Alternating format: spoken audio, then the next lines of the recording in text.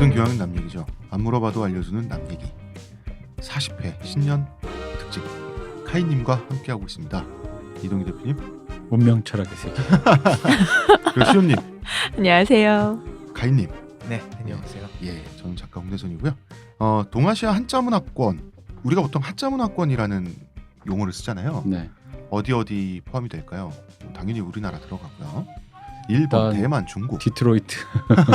네? 아 거기 흑인들 다 한자 이렇게 하나씩 새기는데. 디트로이트, 그게 다 그 홍콩 80년대 홍콩 무협 영화. 볼티모어, 네. 퀸즈 뭐 이런데 다 거기 한자 문화권이던데. 저도 미국에 가서 우통을 벗고 다니는 네. 흑인들의 한자 문신을 봤는데 골 때립니다. 북미 한자 문화권입니다. 강력 뭐 이런 식의. 그러니까 강력. 그 다음에 그 발목에 그 한자를 세로로 새긴 문신을 새긴 그 예쁜 백인 여성을 본 적이 있거든요. 지적 여인 뭐 이러고 있습니다. 옛날 헐리우드 스타 중에 저기 뭐야 서로 사랑의 징표로 붉을단자를 문신으로 이렇게 좋다. 하는 게 유행이었죠. 유명한 배우인데 헤어져가지고 그걸 다시 문신을 지우네 마네. 뭐 그런 게 있었어요. 지금도 헐리우드 배우들 되게 유명한 그 뭐지 민자였나 그분 이름이 정확하게 기억 안 난다. 그분도 여기 팔인가에 한자로 이렇게 상제 이런 거 있잖아요. 상제? 지저스. 아 지저스. 아 어. 상제. 그런 그 상제로 시작하는 게 좀 긴 그런 거 이렇게. 한글로 해주고 싶다. 강력크. 뭐. 한글로 음. 그러니까 한글이 되게 예쁘다고 하잖아요. 그 이학적으로. 외국인들이 봤을 때는 한글이 표정이 있다. 사람 네. 얼굴 같다라고 얘기를 그 하거든요. 똥똥 옛날에 나와서. 뭐 굉장히 유명한 래퍼가 있었어요. 지금 이름이 기억이 안 나는데 버스터 라임즈였나? 그 사람이 자기 옷 브랜드를 출시하면서 그 브랜드 이름이 부시였어요. 무시. 부시. 그래서 옷 디자인 중에 하나가 세계 각국의 언어로 부시를 옷에다 쫙 새긴 게 있었어요. 근데 그 중에서 한글 부시 이렇게 적혀 있는데 그게 한국에 출시됐을 때 엄청나게 촌스러웠던. 촌스럽죠. 그치. 그렇죠. 왜냐하면 예전에- 그 사람들이 보기에는 다 같은 글자인데 우리는 그 한글도 폰트에 따라서 다 우리도 느낌이 뭐 다른 특이한 거잖아요. 이렇게 무슨 말인지 모르는 외국말 써 있는 그런 네. 옷 입잖아요. 그 예전에 브리트니 스피어스였나 그 치마에 호남 호남 향후에 향후에 그런 거 적혀 있고 그래갖고 우리만 빵 터지는. 자, 동아시아 한자문화권의 세계관을 이야기할 때 언제나 주역이 등장합니다. 주역하면 생각나는 첫 번째가 뭐 음양의 조화 개념들인데 메가더 저는- 장군 뭐 이런 거. 왜 메가더 장군? 그게 어떻게 점프가 되는 거죠? 아 이게 운명 철학은 무조건 나 왜 그 메가더 장군. 접신으로 가셨구나. 접시 무조건 이제 이쪽으로 자꾸 이렇게 강력한 그 세버리는 인천의 무당집에 가면 볼 수 있다는 네. 메가더 장군신. 메가더 장군이 옥수수대로 만든 파이프 담배를 피웠잖아요. 몰라요. 몰라요? 그 메가더 장군이 피운 그 파이프 담배가 있거든요. 네. 그 형태의 파이프 담배를 정말 갖다 놓고 무당이 접신한 무당이 그렇게 한다 그러더라고요. 근데 왜 영어로 말 안 하실까요? 한국말 못 하셨을 텐데. 그거는 나는 그게 늘 신기하더라. 그거는 메가더 장군 본인이라기보다는 메가더 장군에 대해서 한국인들이 갖고 있는 관념의 총체가 채워야 되는 거죠. 하긴 뭐 관우도 받고 그러는데 중국말 안 하니까. 저는 주역하면 직관적으로 연상되는 게 저는 옛날에 강시 영화 있죠, 강시. 저도 그거 생각났어요. 저 이거 보자마자. 영환도사. 네, 영환도사의 검. 영환도사가 그러니까 샤먼 혹은 월록이잖아요. 주술사잖아요. 그런데 그 아. 머리에 머리기사. 두건에 네, 맞아요. 태극마크를 갖고 있어가지고 한국 뭐 같은 검에도 독일이니까. 아마 태극 마크가 있었나 그랬던 것 도교 같아요. 주술사니까 그런 거겠죠. 예전에 진짜 강씨 영화 참 많았었는데 많았어요. 지금은 좀비로 바뀌었지만 이 사람들 나이 되게 많나 봐. 강시 영화에. 어릴 때 기억이 나요. 아주 어릴 때 음. 들었어요. 그렇군요. 들었어. 네. 나는 우리 아버지가 저한테 이제 어렸을 때 이제 그런 한학을 강요하면서 어린 나이에 하루에 뭐 그 한문 몇 개씩 막 꼬박꼬박 쓰게 하고 막 그럴 때 최종 테크는 이제 주역이다. 그쵸. 주역을 이게 네가 이제 사사삼경 이런 걸 다 읽으면서 나중엔 최종 테크는 주역이다 하면서 해주신 얘기가 재밌었어요. 뭐냐면 이걸 알아야 운명 철학을 한다. 아니지 때를 안다. 아니지 밥은 먹고 산다. 그러니까 그때 이제 들려주신 재밌었던 얘기가 뭐였냐면 때를 안다. 저는 그 말에 동의해요. 예. 그러니까 예를 들어 그런 거 있잖아. 갑자기 내가 이렇게 있는데 뭐 예를 들어 내가 대학 교수예요. 근데 이제 박근혜 정권에서 갑자기 나는 별 연도 없지만 내가 우연히 아는 사람의 누군가가 뭐 우병우 장인의 장모의 사촌의 팔촌일 수도 있지. 근데 나는 몰라. 그러니까 차은택 씨가 자기 스승이었던 김상률 씨를 꽂은 것처럼. 그렇지. 그래서 그냥 나한테 뭐 좀 해달래. 장 차관 자리에 그 선생님 많이 수고하셨으니까 한번 해주세요라고 이렇게 할 때 이제 옛날 조선시대 사람들이 요럴 때 이 주역을 주역을 봤다는 보는 거야. 거군요. 이게 때인가 아닌가. 왜냐면 들어갔다가 등원했다가 이게 사화에 얽혀가지고 그치. 역적이 돼서 집안이 그냥 홀랑 망하는 경우도 많으니까. 멸문지화를 당하니까. 그러니까 이게 처음에 감투를 쓰라고 해서 좋은 건지 아니면 이게 진짜 아닌 건지를 옛날 어른들 선비들이 뭐 그걸 봤다는 거야. 이게 나한테 맞는 옷인가 아닌가, 그럴 땐가 때 아닌가. 그래서 옛날에 뭐 주로 저기 무슨 뭐라지 후학을 양성했다라는 대부분의 그 대학자들이 네. 대부분은 이걸 보고 올라갔다가는 죽는다. 그러니 여기서 그냥 짱 박혀있자인 경우가 많았다. 어디 뭐 이렇게 산천에 퍼묻혀 계신 분들요. 뭐 무슨 서원이라든가 이런 가면서 이게 학당 운영하잖아요. 그런 얘기를 해주셨거든요. 그래서 아버님께서 그래서 그래요? 그랬더니까 옛날 선배들은 어쨌든 보는 사람은 봤다. 그래서 그걸로 때를 봤다. 단순히 이게 나한테 감투나 좋은 일이 생긴다고 해서 이게 좋은 일인가를 보는 게 아니라 이게 나한테 이거를 내가 기브앤테이크라고 받았을 때 이걸 받았을 때 이게 무엇을 나한테 좋아할 것인가? 행위인가 화인가라는 거는 사람은 모른다. 길인가 힘인가. 그렇지. 그래서 그걸 얘기를 한다. 그럼 뭐 그런 얘기를 내가 어렸을 때 들었는데 그게 신기했어. 왜냐면 내 기준에 선비라는 것은 이게 약간 괴력난신 그 느낌 있잖아. 그러다 보니까 선비는 왜냐면 내 기준으로는 유교학자는 유물론자들인데 이 괴력난신과 분명히 구비되는 거면 심에도 불구하고 뭔가 아까 이랬지 운명 철학을 왜냐면 어쨌든 선비가 영혼도사가 되는 순간 맞아 어쨌든 점이잖아. 그러니까 그래서 그런 기억이 좀 있어. 주역이 미신의 체계이기도 하지만 또 나름대로는 물리학적 세계관의 체계이기도 해요. 그 묘한 지점이 있는데 하여튼 파 봅시다. 자 이제 드디어 얘기를 하기 전에 잠깐 광고 듣고 오고요. 아로니아진, 당신은 누구죠? 뉴 아로니아진이 출시되었으니 먹는 자마다 피로회복과 심찬 하루를 얻으리로다. 정말 먹는 족족 몸에 좋은 건가요? 어찌하여 마음에 의심이 일어나느냐. 먹거라. 그리하여 건강이 너와 함께할지어다.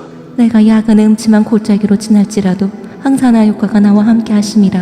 아멘. 국내 최고 합리화, 최다 판매, 평산네이처 뉴 아로니아진. 자, 저는 이제 이 방송이 어디로 가는지 전혀 모릅니다. 주역이란 것의 말뜻부터 파보도록 하겠습니다. 주역은 카이님 기본적으로 책 이름이죠. 그렇습니다. 그러니까 이게 철학적 체계냐 아니면 사상이냐 점이냐 하는 모든 걸 떠나서 주역은 문서예요. 네. 문서, 책 이름입니다. 주역은 그 말뜻을 풀면 주나라 시대의 역이란 뜻이에요. 주나라 시대의 역이라고 하는데 이제 역은 일종의 점술서 즉 자 이게 지금 정치하는 거의 지금 3,000년, 3,500년만 이전이죠. 네네. 이게 은나라 말부터 주나라 초기에 형성되었다고 보통 얘기를 해요. 은나라면은 그게 언제요? 거의 청동기. 기원전이 청동기죠, 청동기. 네. 보통 역경이라고 부르죠. 역에 관한 경이다. 역은 점괘를 총칭하는 내용이고요. 그러면 이 점괘는 주역에 있는 그 점괘라는 것은 그 시대에 이미 주나라 초기에 이미 완성이 되었다는 얘기예요. 굉장히 오래된 점괘죠. 그러니까 이걸로 지금도 점을 치잖아. 그러니까 살아있는 화석이에요. 네. 이게 자 그러면 먼저 이 역이란 말 이게 영어로는 Book of Change 그러니까 그 Book of 역이란 뜻이죠. 이게 도마뱀의 모습을 에서 따왔다는 설도 있고요. 역이라는 한자 이 생김새를 말씀하시는 거죠. 네. 위가 날일자가 날일자도 있고 밑에 월자 비슷하게 되어 있잖아요. 그래서 달이 그 일월 달과 해가 바뀌는 모양을 했다라는 얘기도 있고 낮밤이 계속해서 바뀌면서 네. 그리고 저는 이런 설도 들었어요. 달을 쭉 그리는 거야. 초승달부터 보름달까지 쭉 그려요. 그러면 이제 보름달이 돼서 다시 달이 기울잖아. 네. 다시 차잖아. 요거를 이 주기 하나를 쭉 그린 거를 이 축약하면 또 이 상용문자가 나왔다는 설도 있어요. 그리고 이게 지금 그 역이라는 한자 이라고도 부르고 역이라고도 부릅니다. 네. 이 한자는 지금은 도마뱀이라는 뜻을 갖고 있어요. 그런데 원래는 이것이 도마뱀 이전에는 양서류였다. 개구리였다라는 설도 있습니다. 이게 뭐냐면 옛날에 우리 그 복희 씨인가요? 복희 네. 씨가 주역을 지었다고 이게 전설인데 복희 씨는 네. 이게 중국의 전설상의 시인이죠. 복희 씨가 카이님 그 뱀 모양으로 돼 있는 얼굴은 사람 얼굴, 얼굴은 몸이 사람이고 뱀 내지 몸은 용이다. 뱀이신. 그렇죠. 그 복희 씨가 원래는 개구리였다고 하더라고요. 개구리, 다산. 옛날에 중국은 지금보다 훨씬 습했습니다. 중국은 지난 10,000년 동안에 점점 건조해지고 있어요. 그래서 2000년 전보다는 3000년 전이 더 습하고 3000년 전보다는 4000년 전이 더 습해요. 그래서 항우와 유방이 싸우던 그 초한지의 시기만 하더라도 지명에 숱하게 등장하는 게 택이에요. 택. 택은 늪이에요. 땅도 아니고 물도 아니고 땅과 물이 섞여서 축축한 상태로 광활하게 이어져 있는 거 있죠. 이게 중국의 황하 이남의 대부분의 풍경이었어요. 이런 지형에서는 가장 눈에 많이 띄는 동물이 개구리입니다. 그리고 어디에나 올챙이가 들끓고 있죠. 사람이 밟고 지나가는 어느 곳에나. 그리고 개구리 알이 있습니다. 여기서 이제 다산에 그게 이제 나왔다고 하는데 개구리가 다산을 하니까요. 그런데 이제 개구리는 처음에는 알로 태어나죠. 그 다음에는 올챙이가 되죠. 올챙이는 생선이잖아요. 생긴 거나 생물학적으로 생선이잖아요. 조그만. 그리고 팔다리가 나오면 도마뱀, 도룡뇽처럼 됐다가 생선이라니까 또 이제 이거 듣고 이과 분들이 또 또 뭘 모르는 구조적으로, 소리였나 이렇게. 구조적으로 구워 먹을 수 있나. 저희는 비합리적이고 감성적이기 때문에 참고로 이해하시기 바랍니다. 계속 강조드리지만 오늘 운명처럼. 네, 운명철학하고 자, 있습니다. 그러다가 개구리가 됩니다. 그러면 변하죠. 네. 역한단 말이야. 변했다가 다시 알을 낳으면 그 주기를 시작하죠. 요건 또 달과 같지. 이런 식으로 해서 이제 그 역이라는 한자가 나왔다라는 얘기들이 있습니다. 변하고 순환한다는 뜻이고요. 그런 모양을 나타낸 겁니다. 그리고 이것이 사실은 주역, 역경이라는 이 문서의 성격을 설명해 주는 것이기도 해요. 이게 점서로 시작한 이유가 고대에 그 아직 그 중국 대륙이 아직 스파던 때에는 달력이 없던 때를 생각해 보자고요. 자연의 변화를 예측할 수가 없어요. 언제 씨를 뿌려야 되고 언제 가축을 몰고 나가서 먹여야 되고 하는 걸 예측하기가 힘들었죠. 그래서 지배계급은 점을 칩니다. 예측을 하기 위해서. 그 뭐 그 갑골문도 그렇고 네. 거북이 등짝에다가 불을 지져가지고 그 거북이 되게 불쌍해 생각해보면. 오 진짜 뜨거웠을 텐데. 살아있는 거에도 하는 살아있는 걸로 하는 거예요? 나 살아있는 거에다 하는 줄 알았는데 카이님 아닌가요? 저는 거기까지는 저의 덕력이 닿지 못했어요. 그냥 혼자 껍데기 뒤집어 쓰시죠. 그 등껍질만 이렇게 불에 던져서 그 이렇게 탁 하는 그거를 보고 하는 거 저도 아니에요? 그렇게 알았는데 뭐 산 거북이 죽은 거 아닐까요? 아 나는 왜 그걸 살아있는 그 뭘 꿈틀대는 보신 거예요? 거북이를 바둥바둥대게 하면서 지지직하는 거라고 나는 생각했지. 잔인해라. 잔인해 갖고 잘하는 이게 오늘- 사람이 오늘 상상이 얘기- 다 저래. 네, 오늘 얘기 마지막에 가면 이 주역 얘기하다가 우리 뭐 칼융 나오잖아요. 네. 그분이랑 상담을 하셨어요. 저는 왜 그럴까요? 어. 자 카이님 다시. 네. 자 점이죠. 그렇습니다. 그래서 주역은 점서로 시작합니다.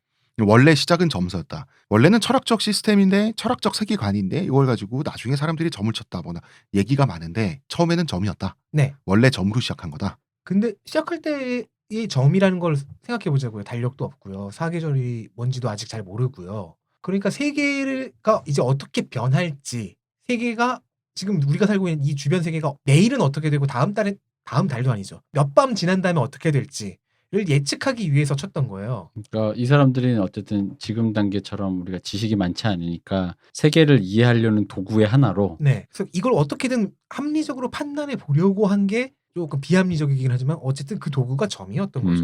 그런데 이제 여기서 이제 비합리라는 말을 우리가 좀 생각을 해봐야 되는데 지금 현대 물리학의 관점에서는 점을 쳐서 언제 씨를 뿌려야 될지 이런 걸 안다. 이런 게 비합리적으로 보일 수는 있지만 당시 사람들 기준에서 생각해 보세요. 세계를 예측 가능한 시스템 안에 포섭해서 이해한다라고 하는 그 태도 자체는 과학적이에요. 네. 태도는. 욕구, 의도는 그 과학과 똑같은 거죠. 어떻게든 체계적으로 이해해 보고 싶다. 그렇지. 자연을 그냥 뭐 하늘이 노해서 번개가 투둥친다. 뭐 우린 이런 식으로 생각하잖아. 그게 아니라 요것이 어떤 수적 시스템 안에서 이것이 기계적으로 자연이 돌아간다. 요거는 서양 근대 과학의 접근법하고 접근법 자체는 태도 자체는 비슷하다는 거지 이게. 그래서 점을 계속 치고 그 나온 점괘들을 데이터화하고 해서 정리를 하고 그 점괘까지 이르는 길을 또 시스템으로 닦아놓고 이렇게 해서 세계를 이해하려고 했는데 인간의 지식과 지성은 발전을 했죠. 관찰을 거듭한 결과 경칩이 되면 개구리가 나오는구나. 그래서 절기를 나누었죠. 그렇죠. 24절기를. 절기를 나누고 달력을 만들어내요. 그러고 나면 점이 할 일이 없어지죠. 그 그렇죠. 다음부터 철학서로 바뀌는 겁니다. 원래는 점서였다가 네. 그 점의 역할을 다 하고 나서 폐기된 게 아니라 그 왜 주역에 다른 역경들이 많았다고 하는데 주역만 남았다 그러잖아. 이 주역이 가장 잘 된 케이스였던 거예요. 그 중에 이제 많은 점술서들이 달력이 발달하고 동아시아 한자 문명권의 문명 수준이 높아지면서 폐기됐는데 주역은 남았다는 거지. 그럼 이게 폐기되는 과정에서 몇 개만 남고 또 지금까지 살아남아 있는 것은 이것 하나인 거죠. 그러니까 이게 그러면은 왜 남아 있느냐? 점인데도 불구하고 점술서인데도 불구하고 왜 남아서 철학서적으로 대접받느냐? 요 얘기를 조금 해봐야 될 것 같은데요. 자, 우리가 경전이라고 하잖아요. 네. 경과 전이 다르죠. 네, 이 우리가 사용하는 경전이라는 단어가 사실은 주역과 이 시대의 이 전국 시대 그 제자백가의 저술들에서부터 시작을 한 단어인데요. 우리는 그냥 바이블을 경전이라고 하잖아요. 경전 한 번에 쓰지만 원래 경과 전은 다르다. 경 플러스 전이었어요. 음. 주역의 경우에는 이렇습니다. 경에 해당하는 게 그 점괘가 모여져 있는 줄기인 거예요. 줄기? 네, 책을 식물로 보면은 줄기가 되는 일단 줄기만 있으면 모든 게 나머지는 뭐 잎이 돋고 격가지가 네, 되잖아요. 거니까. 기본 가장 기본 베이스. 그게 기본 경이에요. 매뉴얼이다. 그래서 주역의 경은 점괘 그 자체입니다. 그럼 이제 점괘를 풀어야 될 거 아니에요. 야, 경은 점괘 매뉴얼이다. 네, 그 점괘 그 자체. 이 괴는 이런 뜻, 저 괴는 이런 뜻. 아니야. 아니지. 반대지. 그 점괘 반대죠. 그 자체 그냥. 점괘个 자체? 점괘가 해석을 해줘야 되지 점괘를. 근데 해석하기 전에 그냥 아다다다다 뭐 이렇게 나오는 그냥 그 얘기가 괴 아니야. 그 이런 자체. 거죠. 거는 원형 이정하다.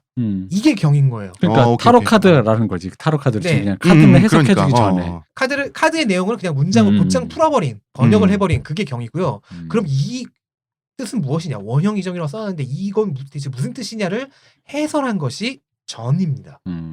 그러니까 저는 주석.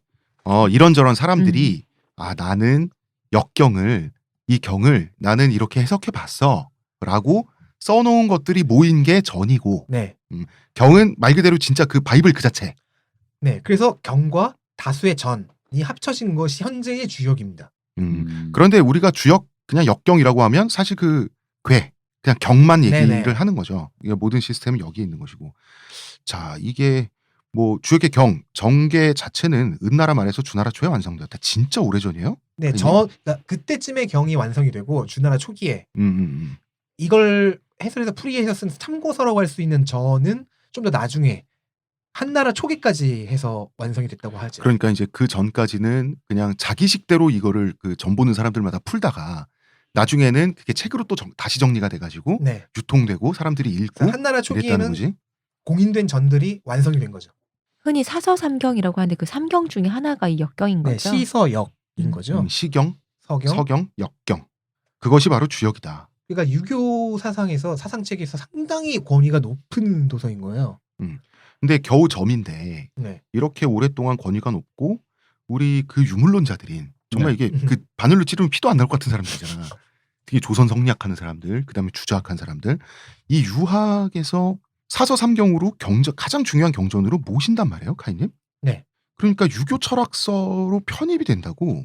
그렇죠. 어. 그리고 도교의 뿌리가 되기도 하죠. 자, 먼저 음양의 원리라고 하죠. 세상 맘사를 네. 바라볼 수 있는 원리가 이 책 안에 있다고 사람들이 믿었어요. 그렇죠. 그러니까 그 원리 때문에 이것은 경전이다라고 사람들이 생각을 하고 필수 교과서가 됐단 말이에요. 그 원리라는 게 뭐냐는 거지. 그게 아까 말한 모든 것은 변한다. 모든 것은 순환한다. 이런 논리이긴 한데요.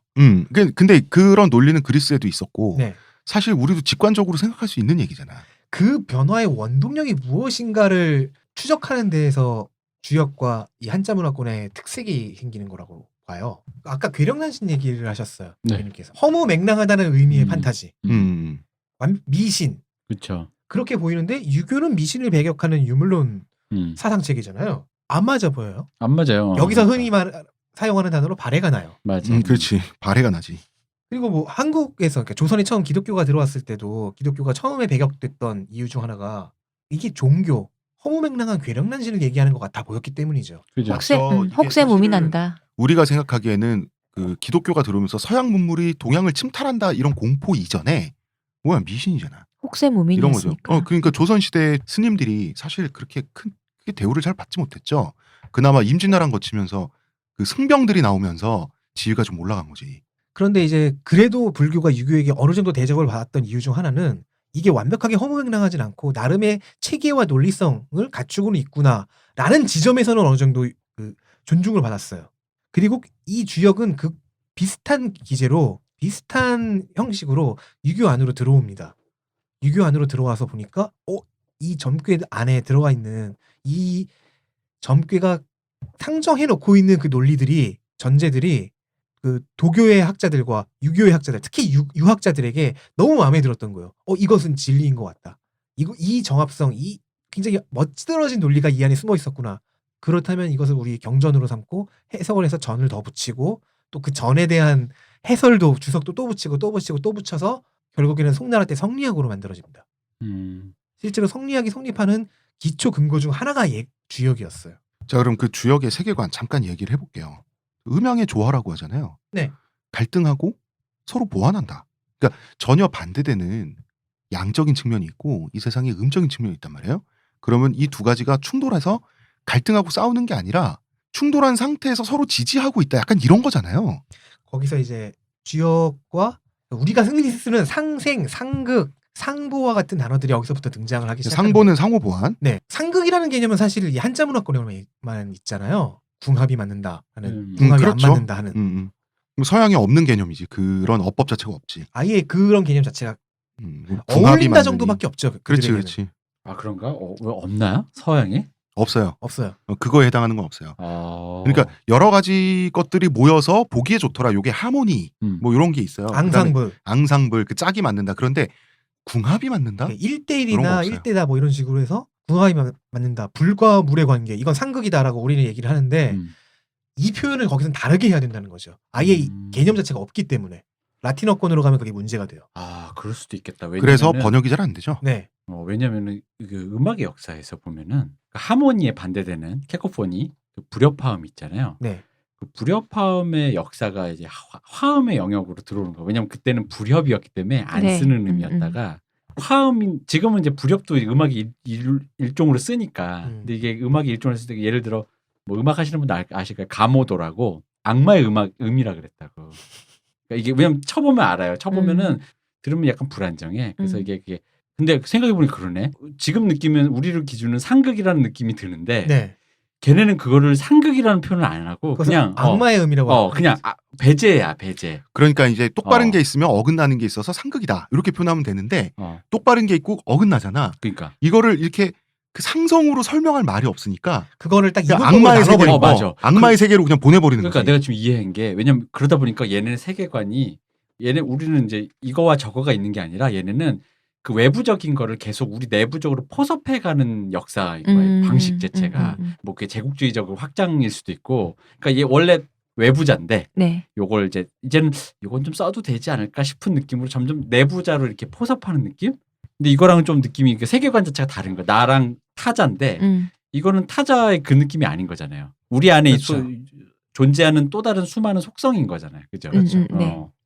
지금 대표님 말씀하신 거 그게 먼저 이제 그 주역의 원리 설명하기 이전에 네. 이제 요거를 해야 되는데 한자 문화권의 세계관과 서쪽의 세계관은 세계관 자체가 완전히 달라요. 네. 문명 자체가 완전히 달라요. 우열은 아니고 차이죠. 우리는 정신 문명, 물질 문명 얘기할 때 서양의 물질 문명이 동양의 정신 문명을 타락시킨다.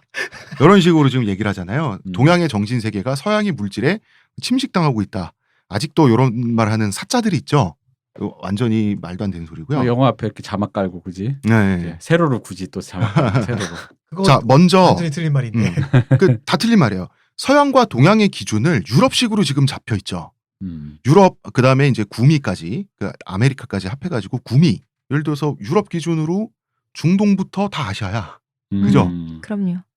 그런데 원래는 옛날에 중국 기준이 맞아요. 동서양 나눌 때. 자, 중원까지가 우리고 이쪽 세계고 그 다음에 대충 한 그 요즘에 이제 신장 위구르 자치구 이때쯤 그 거기를 넘어가면 다 서역이에요. 서역이죠, 그지? 그게 맞아요. 왜냐면은 그 서쪽에서는 지금 말씀하신 것처럼 그 선과 악, 빛과 어둠, 정신과 물질 이런 식으로 해서 딱 나눠 놓거든요. 그래서 정신 문화가 있어요. 그렇죠. 신화가 있고요. 지금 카이님 말씀하신 게 뭐냐면 정신 세계라는 거는 서역의 문화예요. 동아시아 한자 문명권의 문명은 물질 문명이에요. 이면 괴력 난 신이라고 하는 귀신 얘기도 없고요. 그냥 점이 비록 비합리적인 것처럼 보이지만 여기는 그냥 물질적인 그 체계만 있는 거예요. 아예 정신이라는 파트 자체가 없어요. 인도의 힌두교 세계관, 그다음에 산스크리트 철학, 기독교, 이슬람교, 뭐 유대교도 마찬가지고요. 그다음에 조로아스터교. 이 종교를 만든 문명의 조상들은 아리안족이에요. 아 그런가요? 예, 네. 아리안족이 왜 페르시아 우리가 그 뭐 이란 지금 지역에서 조로아스터교 나왔다고 하는데 아리안을 그쪽 말로 이란이라고 하는 겁니다. 이 아리안족들의 세계관 자체가 양분돼 있어요. 어떻게 양분돼 있냐? 영원한 영의 세계와 유한한 육신의 세계로 물과 기름처럼 세계관이 분리돼 있어요. 그래서 아리안족의 일파인 게르만족이 인도를 정복하고 나중에는 유럽을 정복하면서 그리스 로마 신화를 포함하는 다신교의 세계관을 밀어내버려요. 그래서 서양이 아니라 서역을 영혼과 물질로 양분된 세계를 만들어요. 이 세계관의 특징이 사후 보장 시스템이에요. 현세에 착하게 살면 죽어서 보상받아요. 못되게 살면 죽어서 지옥불에 떨어질 수도 있고요. 혹은 불교적으로 보면 자 불교든 기독교든 여기서는 다 그쪽 세계인 거예요. 불교적 세계관에서는 윤회를 하면서 벌레로 태어날 수도 있고 그렇단 말이에요. 자 이에 반해서 영혼의 세계와 물질의 세계가 분리되지 않고 영혼이라는 개념조차도 원래는 없었던 한자 문화권에서 저승은 이 살아있을 때 잘못하고 잘한 거 계산하고 징벌하고 포상하는 곳이 아니에요. 그냥 죽어서 가는 어딘가라는 거지. 그래서 사람들이 상상을 하는 거야. 저승이란 게 있다면 여기랑 똑같겠지. 그래서 왜 옥황상제가 다스리는 하늘나라 보면은 똑같이 관료제로 움직이고 관료들이 부패도 하고 옥황상제가 서류 업무 보다가 막 일 많다고 짜증내고 똑같단 말이야. 물론 유학으로 오면 옥황상제 이런 것도 믿지 않았죠. 그래서 죽어서 한자 문화권에서 남는 걸 우리나라 말로 넋이라고 하잖아요. 한자로 혼백이라고 하거든요. 혼백의 혼은 비물질적인 거예요.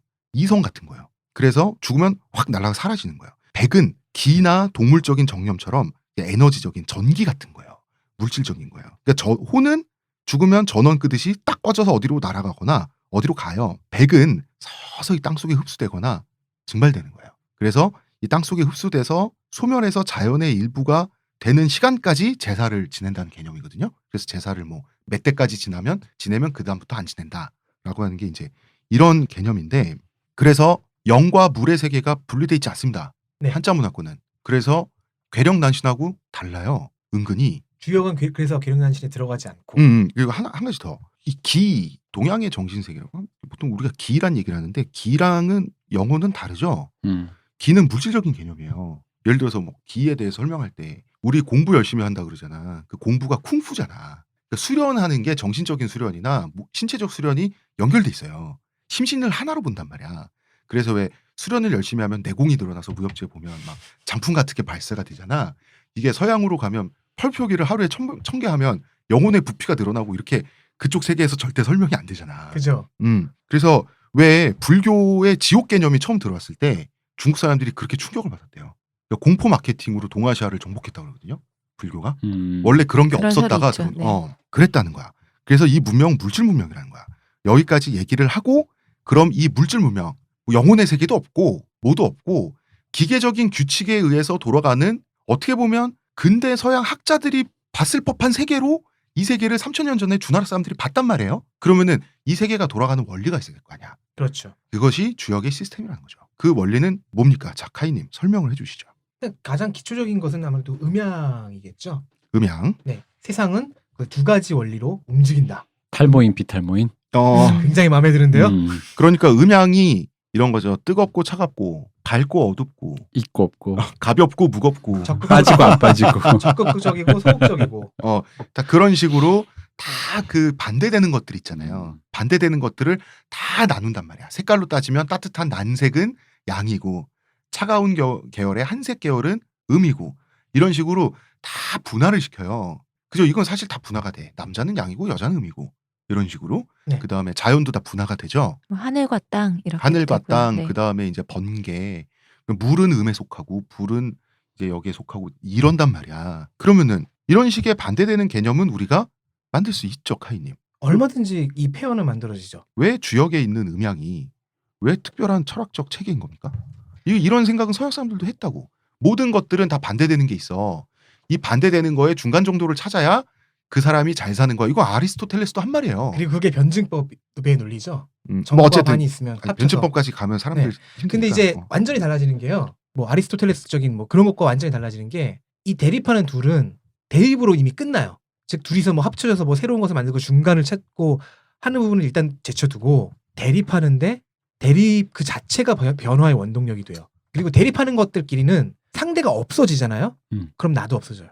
이게 지금 우리는 쉽게 이해할 수 있는 개념인데 의미 없으면 양도 없다. 네. 아무런 의미가 없다. 이거는 도교와 유교가 모두가 똑같이. 왜냐면은 그 주역에서 나온 사상들이니까 주역에서 그 사상의 근거를 찾았던 사상들이니까 똑같이 견지하고 있는 거예요. 그리고 이 특히나 유교가 우리의 지금 정신세계 중 일부를 크게 차지하고 있잖아요.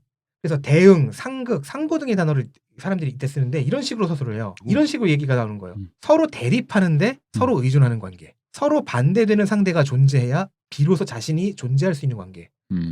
서로가 서로를 품는 관계.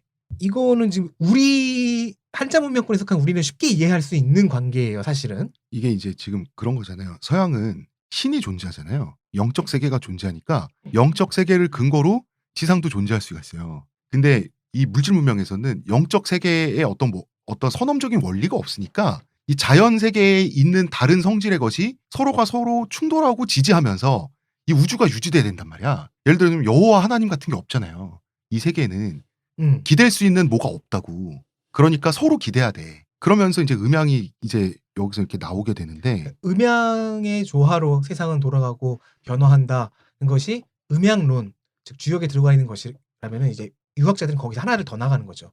그럼 이 관계를 보자. 짝패의 관계들을 보면은 하나가 없어지면은 다른 하나도 따라서 없어져 버린다. 존립 근거를 잃는다. 예를 들면 어떤 게 있을까요? 빛과 어둠이겠죠. 어둠이라는 것을 정의할 때 빛이 없는 상태라고 정의를 하게 되잖아요. 그렇죠. 그러면은 어둠이라는 개념이 없어진 세계를 생각해 보죠. 온통 빛이에요. 그러면 빛 또한 그 의미를 잃어요. 왜냐면 차별점이 없어요. 다른 빛이 없는 것이 존재하지 않으니까 이것을 빛이라고 따로 정의할 필요가 없어요. 그럼 빛은 그 존재를 잃어요. 이런 근데 식입니다. 이게 지금 그 서양의 세계관과 어떻게 다르냐면 우리가 알고 있는 힌두교, 기독교, 불교 이런 그 서양적 세계관 그 종교관 있잖아요. 이거의 가장 원형에 해당하는 게 조로아스터교거든요. 조로아스터교는 빛과 어둠이 끝없이 싸워요. 이 종교는 불을 숭상하잖아요. 그 불이 밝음이 이제 신의 의지인 거고 그게 올바른 거예요. 그 영원히 싸우다가 결국 불이 어둠을 밀어내고 세상을 우주를 밝게 만들어서 승리한다는 신화 세계관을 갖고 있는 게 조로아스터교거든요. 이게 주역에서 말하는 음양의 조화와는 반대죠. 네. 완전히. 그러니까 좋은 것과 나쁜 것으로 우주의 원리를 분리한 다음에 이 두 개가 끝없이 싸우는 게 아니잖아. 그러니까 선악이라는 개념은 있었으나 그 둘이 그 중에서 뭐 악이라는 것이 완전히 박멸돼야 한다던가 박멸될 수 있다 혹은 그래야 한다라고 생각하는 것이 아니라 선의 반대편이니까 악이 있어야 선도 존재한다. 존재하는 것. 네. 그리고 선이 있기 때문에 선한 것이 있기 때문에 악이 존재하는 것이다. 이것은 어쩔 수 없는 것이다. 그리고 이 시대에는 우리가 지금 얘기하는 선량하다, 사악하다 이런 개념이 없었습니다. 나한테 불편한 상태가 악이고 네. 내가 네. 느끼기에 쾌적한 상태를 선이라고 했어요. 그래서 그 둘이 서로서로 완벽하게 물고 물리는 관계라고 생각한 거죠. 그거를 가장 잘 표현한 물고 물리는 관계를 가장 잘 표현한 그 도상이 아이콘이 태극이잖아요. 태극은 그러한 상보성과 같은 대응의 원리를 도안으로 체계화해서 쉽게 이해해주기 위해서 만들어진 심볼인 거죠. 네. 상호 보완의 심볼이다. 심볼이죠, 태극은. 그리고 이 태극이 설명하는 원리가 아까 뭐 상보니 뭐니 얘기했는데 대대라고 하는데요. 한자는 똑같은 걸 두 개 쓰는 것은 아니고 뭐 대응할 때 대 그리고 그 다음 대자가 뭐였더라? 하여튼 이게 사실은 유교의 그 성리학의 최고 원리라고도 얘기를 해요. 특히 주자가 성리학의 이제 큰 어르신인 주자가 그렇게 주장을 했고 당연히 이 성리학을 이어받아서 소중화까지 이루었다고 자찬했던 조선도 사상의 줄기를 따라갔고 그럼 그 후예인 우리에게도 일부가 남아있는 거죠. 대단한 거를 제가 어떻게 청취자분들에게 쉽게 설명을 할까 고민을 많이 했는데 저는 이런 걸 생각했어요. 대는 마주보고 서로 밀면서 서 있다. 요런 근데 널빤지 두 개를 시온 모양으로 겹치면 시온님 굳으셨어. 널빤지 두 개를 시온 모양으로 붙여서 놔두면 계속 서 있죠. 네. 요것이 대대입니다. 서로 마주보고 서 있는, 서로 밀어내지만 서로 의존하고 있는. 요거 이 대대인 거예요. 그 모든 천지 사물, 인간의 삶도 그렇고 반대되는 두 가지 것들이 서로 충돌하지만 서로 의존해서 이 세계가 고정돼 있는 거 있죠. 그 고정된 상태에서 세계가 변하기도 하고 운행하고 이렇게 흐르는 요거를 대대의 원리라고 하는데 맞습니까, 카이님? 잘 설명하신 것 같아요. 예, 대대의 원리를 심볼로 눈으로 딱 보고 이해하기 쉽게 만든 게 태극이고요. 심볼이 태극이고 거꾸로 태극이 설명하는 것이 대대인 거죠. 그러니까 이 태극과 거기서부터 파생되어 나오는 모든 것들이 이제 주역에 들어가 있는데 유학자들이 성리학자들이 주역을 공부를 했단 말이에요. 연구를 하다 보니까 여기서 설명하는 음양의 논리가 이 논리로 대대의 논리까지 끌어낼 수 있는 깊이가 있었구나 하면서 이제 성리학으로 발전이 되는 거였거든요. 그 시기가 송나라였고 그 중심 인물이 뭐 당시에 유명했던 학자들인 정인천, 정명도 그 끝에 있는 사람이 주자였고요. 그걸 집대성한 사람이 그 결과물이 성리학이었던 거죠. 주자는 주자학의 그 주자. 그치. 성균관대 철학과 최영진 교수님이 표현하신 이분이 보시는 건 이래요. 음양이라는 단어가 사용되기 이전부터 이 문명권의 사람들은 주역을 쓰고 그걸로 점치던 사람들은 대대의 관념, 반대되는 것은 그냥 반대일 뿐이지 서로의 그 존립근거 되어주는 것이다라는 그런 관념을 갖고 있었고 그걸 표현하기 위해 음양이라는 개념을 만들고 태극이라는 도상을 그리고 그리고 그거를 주역이라는 문서 안에다 녹여냈다라고 보시거든요. 세계의 원동력이 되는 힘이 어떤 하나님 같은 인격신이 있는 게 아니라 어떤 물리학적인 원리가 만유인력의 법칙 같은 게 이 세계를 지금 이렇게 딱 뭐라고 해야 돼 유지시키고 있다라는 거잖아요. 물리학적 법칙 같은 그런 게 옛날 사람들이 이해를 했는데 인간과 자연을 대하는 태도인 주역에 대해서 세 가지의 옛날의 유학자들이 주구장창 하던 금언이 있습니다. 이게 불력, 간이, 변역이라는 건데 불력은 이런 거죠. 세상 만물은 시시각각 변하지만 변하지 않는 것이 있다. 딱 하나는 있다. 딱 하나. 요건 바로 음양의 원리. 그렇습니다. 그 딱 전- 하나가 그거 아닌가요? 모든 것은 변한다는 거. 그 옛날에 우리 구피 오빠들이 노래 가사에서 이미 다 했죠. 거기 그렇다면 그 곡에 주역의 원리가 그렇죠. 그게 있었습니다. 그 다음에 간이. 잠깐만요. 구피 오빠들이라고요?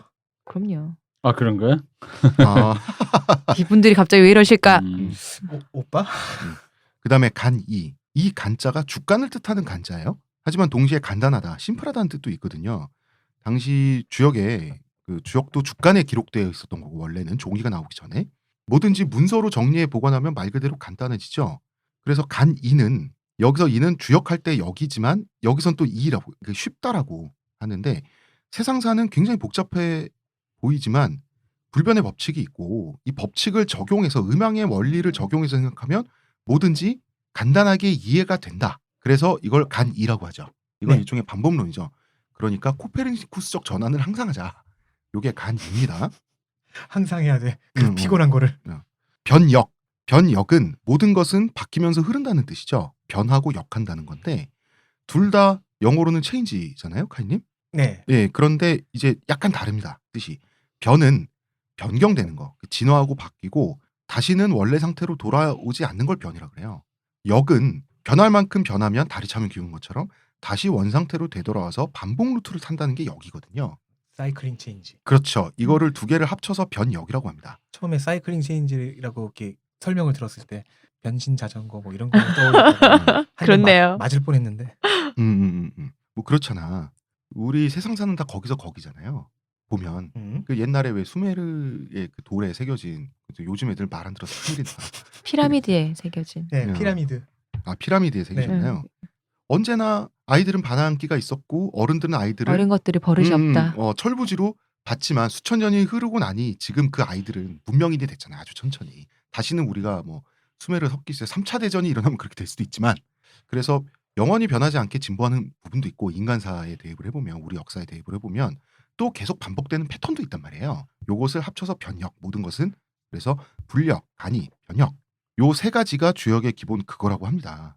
그러면 기조고요. 태도고. 그러면 바로 이 불력이라고 하는 거 변하지 않는 거. 자 이제 본격적으로 주역의 세계가 어떻게 구성되어 있는지를 살펴보겠습니다. 주역에서 그 불력하는 거 변하지 않는 세상의 절대적인 본질. 아까도 말씀드렸지만 태극이죠. 태극을 보면은 그걸 알 수 있죠. 음과 양으로 이루어져 있고 그 둘은 서로 물고 물리면서 공생 공존하고 있다. 서로와 서로를 지탱하고 있고요. 네. 갈등도 하고 있고 그 다음에 중국의 태극에 보면 이제 양의 극에는 양극에는 음의 점이 하나 찍혀 있고 음극에는 양의 점이 하나 찍혀 있잖아. 까만 바탕에는 하얀 동그라미가 있고 하얀 바탕에 또 까만 그쵸. 동그라미가 있죠. 그렇죠. 그래서 순전히 양처럼 보이는 거에도 그 안에 음이 숨어 있고 이런 식으로 또 이제 이런 식으로 형상화가 아주 잘 돼 있습니다. 명작이라고 생각해요. 그거는 진짜 디자인적 측면에서 정말 이거는 앞으로도 영원히 계속 진짜 디자인의 역작이잖아. 네, 그게 주역의 세계관이고 그 세계관이 사실 우리 국기에도 들어와 있죠. 한가운데 떡하니 박혀 있잖아요. 그렇죠. 뭐 옆에도 건곤이감이니까. 네. 그렇습니다. 그러면 이 역경 주역이라고 하는 책의 그 경의 구성을 보면 이제부터 우리가 모르는 단어들이 나옵니다. 효라는 단어가 나옵니다. 충효 예지할 때 효구는 아니고요. 당연히 그 X자 두 개를 위아래로 겹쳐놓은 그런 형태의 한자인데요. 이걸 효라고 읽어요. 효란 대체 뭡니까? 자 태극을 보면요. 태극은 제1진리고요. 이게 모든 것의 근원이죠. 근데 보면은 음과 양이 합쳐져 있어요.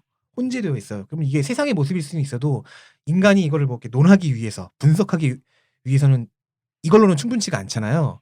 그래서 음과 양을 따로 떼어 놓습니다. 그리고 따로 떨어진 음과 양을 이제 표기할 기호가 필요한 거예요. 게다가 이걸 처음 고안해낼 때는 종이가 없었죠. 주간이었어요. 매번 양 쓰기 귀찮아요. 힘들어요. 그래서 기호를 하나 고안을 합니다. 그게 직선이에요. 쭉 이어진 직선은 양을 뜻합니다. 소리로 표현해 볼까요? 찍 그은 것. 이것은 양이고요. 찍찍 그은, 즉 중간에 딱 끊어져 있는 직선은 음입니다. 두토막이 난 거. 그리고 이 기호 자체를 효라고 효라고 하는 불러요. 거지. 그러니까 양효는 찍, 음효는 찍찍. 그렇죠. 태극기 네. 예, 보면 이어진 직선 하나가 양이고 직선 하나가 끊어진 두 개가 음효죠. 양이면은 이제 강건함, 하늘, 남성, 적극성, 뭐 양의 성질을 다 갖고 있는 네, 거죠. 이런 거고요. 음효는 유순함, 땅, 여성, 소극적 이런 것들을 상징을 해요. 그리고 그때 이제 여기서부터 개념들이 시작하는 겁니다. 태극이 태초라면은 음효와 양효는 이제 그게 갈라져 나와서 이제 우주가 형성되는 단계인 거예요. 그러니까 이제 태극은 세상 만물의 원리면 그 세상의 하나하나의 단면들의 성격, 네, 그것의 최소 단위를 그렇죠. 말하는 게 이제 음효와 양효다. 네, 그렇게 기호화한 것이다. 네. 그러니까 되게 주역이 재밌네. 이게 태극도 그렇고 음효, 양효도 그렇고 있잖아요. 형상화 시켜놨네요. 심볼로. 네, 효도 심볼이잖아. 그렇죠. 그러면 우리나라 태극기도 사실 뭐 우주의 원리가 다 들어가 있네 뭐 이러는데 좋게 해석하면 그렇잖아. 좋게 해석하면 틀린 말은 아니에요. 왜냐하면 가운데 태극이 떡하니 있고 건공감리 그 그게 괴가 이제 있잖아. 하늘, 땅, 불, 물이니까요. 효는 선이다. 네, 그리고 최소 최소 기호다. 단위인 거죠. 음. 그리고 이거를 한번 이제 두 개를 쌓아보죠. 왜냐면 음과 양은 기초적인 그 성질을 표현하는 거니까 조금 더 구체화하기 위해서 위아래로 한번 쌓아보죠. 그러면 2 곱하기 2 해서 2의 2제곱해서 총 4가지가 나오잖아요. 그렇지. 그러니까 양효 2개가 쌓인 거. 찍찍 찍찍찍 찍찍찍 그 다음에 찍찍찍찍 이렇게 4가지가 나온다. 쥐가 됐어. 어쩔 수가 없잖아. 머릿속으로 한번 그려보시거나 아니면 직접 한번 그려보시면 재밌을지도 모르겠네요. 이거를 이렇게 해서 나온 4개를 사상이라고 불러요. 아직까진 계기에 대한 명칭은 없고 그냥 사상이에요. 그러니까 이게 4가지 형상. 처음 듣는 용어가 나와서 청취자들이 그 어려울 수도 있는데요. 사상은 그냥 4가지 모양새란 뜻입니다. 네. 아직은 이제 추상적인 개념의 단계지만은 뭐 어쨌든 두 개의 그 세상을 구성하는 성질이 좀 더 복잡해진 거죠. 그리고 중국인들이 여기서 하나 더 나갑니다. 하나를 더 쌓아봐요. 이 사상 2개짜리 효 2개가 쌓인 거에다가 하나를 더 쌓아요. 그렇게 되면은 몇 개가 되니까 8개가 나올 수 있어요. 2의 3승, 2의 3제곱이니까 8가지 경우의 수가 나온다. 네. 그 8가지 경우의 수를 만들어 본 게 8궤입니다. 여기서부터는 하나하나의 이름이 붙고요. 태극권의 8궤장 할 때 네, 바로 그거예요. 그리고 이 8궤 하나하나가 각각 사물 하나를 상징을 해요. 그럼 이게 이제 과학적으로 치면 그런 거 아니에요? 원소인데 네. 그 전까지 아무것도 아닌 그걸 쌓아서 조립했더니 물이 분자가 되고. 되고 그렇죠. 뭐 물이 되고 불이 되고 이런 식으로. 그렇죠. 그러니까 세계관 자체는 물리학적이에요. 그러니까 음효와 양효를 그러니까 2개이기 때문에 양이라고 불러요. 2가지의 뭐 의미.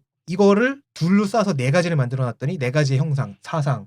여기다 하나를 더 쌓아봤더니 그때부터는 좀 복잡한 그러니까 모양새가 이제 복잡한 나오니까. 무언가를 뭔가 이제 의미하는 기호가 됐다는 거죠. 이 8개가 건태리진 손간건곤인데 이게 하늘, 늪, 불, 번개, 바람, 물, 산, 땅. 여기 늪이 들어간 것도 재밌죠. 이게 당시의 중국의 지리를 그러니까요. 보여주는 거지. 이게 물도 아니고 땅도 아니고 늪이라고 하는 것은 늪, 연못 이런 거. 이 중에서 더 코어가 되는 4가지를 따가지고 건곤감리 그 태극기가 네. 만들어진 거죠. 우리나라. 8개 다 그리기가 귀찮아서 4개를 생략했다고 하는 얘기가 있는데 그렇다고 하기에는 되게 신기해요. 왜냐면 늪, 번개, 바람, 산이 빠졌거든요. 아니 뭐 아무래도 4개를 추리려면 하나하나 하늘 땅 물 불인가 그러면? 그렇죠. 네. 건곤감리 그래서 우리나라 태극기 여기서 괴가. 태극기를 그리는 완벽한 방법을 알려드리겠습니다. 왜냐면 이걸 이해하면요 되게 쉬워져요. 예를 들어서 양효가 3개가 찍찍찍 그러니까 찍찍찍 그어진 거는 건이라고 부르는데 이게 하늘이에요. 하늘. 이제 양이 무조건 3개니까. 양만 있으니까. 근데 끊어진 찍찍만 3개가 있는 거는 곤이라고 부르거든요. 이게 땅이에요. 땅. 그럼 이거 2개가 반대되잖아요. 하늘 땅. 그러면 태극기에서 당연히 얘네가 서로 마주보는, 반대되는 방향에 네. 들어가죠. 서로 마주보고 있지. 네. 태극을 중심으로. 자, 태극기 그리기를 한번 봅시다. 태극은 붉은색이 양이고 푸른색이 음이에요. 그래서 빨간색이 위로 가죠. 빨간색이 양이니까 위로 가고요. 빨갱이는 원래 북쪽에 그럼요. 있어요. 정북이죠. 바로 그런 거예요. 북으로 가야지. 역시. 예언했어. 근데 그러네. 러시아도 빨갱이였잖아요. 옛날에. 어. 그거 완전 북쪽이잖아요. 북으로 북쪽에- 가야지 그럼. 어. 그 북유럽 또 빨갱이네요. 세상에 원리 많네. 봐봐 음. 있어봐. 그 김일성 빨갱이 위에 마오쩌둥 빨갱이. 어. 그 마오쩌둥- 위에 빨갱이 대마왕 스탈린 빨갱이 있잖아. 북은 빨갱이. 유럽도 보니까 북유럽의 3인당. 아 그러네. 그 우리나라 남쪽에 그 태평양 있잖아. 어? 파랗잖아. 자, 그렇게 해서 태극기를 그리면 돼요. 왜냐면 가끔씩 헷갈릴 때가 있어. 빨간색이 그러니까. 아니든가. 맞아 이러면서. 맞아. 빨간색 위아래 헷갈리는 저는 사람 그거는 많았어. 안 헷갈리는데 그거 말고 이게 뽕냥해지는 부분 있죠. 네. 그게 왼쪽인지 오른쪽인지 모르겠어요. 아, 그거는 확실히 헷갈려요. 그게 헷갈려요. 그것만 확실하게 한쪽이 기억하면 돼요. 부풀어 있고 한쪽이 꼬리처럼 빠지잖아요. 왼쪽. 부풀어 있는 게 어느 쪽인지가 아마 가끔 왼쪽에 헷갈려요. 아닌가? 이렇게 말해놓고. 그거는 제가 준비를 안 해왔는데. 그게 헷갈려요. 저는. 무서워. 아니 왜 이렇게 왜 우리 뭐 칠판에 선생님 글 쓰다가 슬래시 하잖아. 슬래시가 아니라 그 뭐야 꼬부랑 네. 아, 이렇게 꼬부랑 이렇게 할 때 그 그 모양대로예요. 불룩한 게 이게 밑으로 꺼지면서 시작한다. 동그란 게 그러니까 왜 그랬냐면 내가 이걸 왜 기억하냐면 이걸 그리는 방법이 콤파스로 원을 2개를 양옆으로 그리고 밑에 왼쪽이 밑이고 밑변 쓰고 오른쪽은 윗변 쓰는 거예요. 그래서 맞아. 볼록한 게 아래로 내려가고 왼쪽. 왼쪽이 오목, 어. 오른쪽이 볼록. 그러니까 왼쪽이 볼록 아래, 음, 오른쪽이 볼록 위. 그죠. 어. 자 그리고요. 상 탔다고 태극기를. 그러니까 파란색이 왼쪽에서 오른쪽으로 가는 형태고. 그죠. 빨간색이 오른쪽에서 왼쪽으로 가는 형태죠. 이 방향에 대해서는 제가 확실하게 모르겠어요. 왜냐면 네. 저도 가끔 헷갈리거든요. 자, 어쨌든 가운데 그렇게 태극이 있어요. 음, 아래를 빨간색으로 그리시면 종북으로 오해받을 수 있습니다. 주의하시고요. 그리고 이제 좌측 상단을 보죠. 왼쪽 위에. 그건 붉은 악마라고 하면 되지 그러면. 그런가? 네. 셋 다 이어진, 즉 셋 다 양요면은 하늘이라고 했잖아요. 하늘. 얘가 왼쪽 위에 있어요. 그럼 이제 자, 반대쪽에는 이제 음. 곤이 있는 거죠. 그 왼쪽 위도 우리 이렇게 배웠어. 나 태극기 또 상탄 어린이로서. 아, 네. 어린이 출신으로서. 이 태극기를 딱 달면 이 태극기를 보통 봉 있잖아. 봉이 네네. 왼쪽에 있어. 예, 예. 그러니까 봉이 왼쪽에 제일 위잖아. 그러니까 제일 봉에 달려 있는 쪽에 제일 위쪽이 하늘이어야 되잖아. 그러니까 아. 왼쪽 제일 위인 거야. 하늘이. 아 그렇지. 어. 이거는 그러니까 바람이 없으면 그지. 바람이 불면 별 정확하게 버릇적인데? 이렇게. 아니 진짜로 봉을 왼쪽에 그리고 깃발이 예. 오른쪽으로 이렇게 돼 있는 걸로 맞아요. 항상 놓기 때문에 보통. 제가 알기로는 이 태극이 돌아가는 방향도 그렇고 건이 왜 왼쪽 위에 놓이는가 이것도 주역 내부에서는 주술적이지만 나름 수리학적인 그러겠지. 어떤 무언가에 의해서 주장을 해요. 근데 그러겠지. 그것까지- 우리한테는 어린이한테 그쵸. 외우게 하기 위해서. 그치, 얘들아 그치. 봉에서 제일 위쪽이 권이다 이렇게 한 거지. 좌측 상단에다가 건을 딱 놓으면요. 그때부터 이제 모든 게 그렇지. 흘러갑니다. 반대편인 우측 하단에다 곤을 그리면 돼요. 그렇죠. 음. 세 개 다 끊어진 거. 네. 그 다음에 곤이 들어간 바로 위에 우측 상단에 자 땅과 가까운 게 뭡니까? 물 아니겠습니까? 어머니와 가까운 딸을 상징하는 감괴를 넣는데요. 감괴는 가운데만 이어져 있어요. 그 양효가 가운데고 위아래는 다 끊어져 있는 음효예요. 음이 더 많다 이거죠. 그리고 강건함을 부드러움이 감싸고 있다는 의미이기도 하죠. 물을 생각해 보면 그렇긴 하죠. 위에 흐르는 강과 지하수를 말하는 거 아닌가요? 네? 위에 흐르는 강과 지하수. 근데 괜찮은데요? 근데 지금 시호님 말도 틀린 게 아닌 게 맞아요, 주역이라는 맞아요. 게 코에 걸면 코걸이, 귀에 걸면 그쵸. 귀에 다 맞게 돼 있어요. 그게 정서의 뜻이 땅을 아닙니까? 기본으로 해서 자, 위에 물이 흐르고 밑에 또 지하수가 아니, 흐르고. 좋은 생각이네요. 그 음양의 조화가 딱 이거잖아. 양만 있으면 탈이 나고 음만 강해도 탈이 난다. 이게 음양의 조화잖아. 생각해 보면 다 맞아떨어져요. 예를 들어서 남성 호르몬 테스토스테론은 어디에 해당해? 양이잖아. 양이죠. 양이 너무 강하면 DHT, 디하이드로 테스토스테론에 의해서 탈모가 촉진돼서 그 말하자면 이 불균형, 양이 강한 불균형의 상태로 탈모가 되는 거잖아. 그래서 머리가 반짝반짝 빛나면 태양 같잖아. 요것도 양이 지나친 상태가 되는 거잖아. 전 대머리는 양인가 음인가 고민스럽습니다. 없어져서 빛을 얻고 네. 빛이 있으라. 머리카락을 잃는 것은 음인데 이게 없어져서 반짝반짝해서 밝아지는 건 또 양이란 아니, 말이지. 풍요로운 거, 땅, 습한 거, 수풀 이런 게 음이잖아요. 하늘, 밝음, 공기 이런 게 양이잖아. 그러니까 헐빈한 건 양이지. 하지만 잃었던 건 음이잖아요. 그러니까 여기에도 여기에도 지금 갑자기 왜 변역에 법칙이 들어가고 있어. 태극처럼 물고 물리고 있다.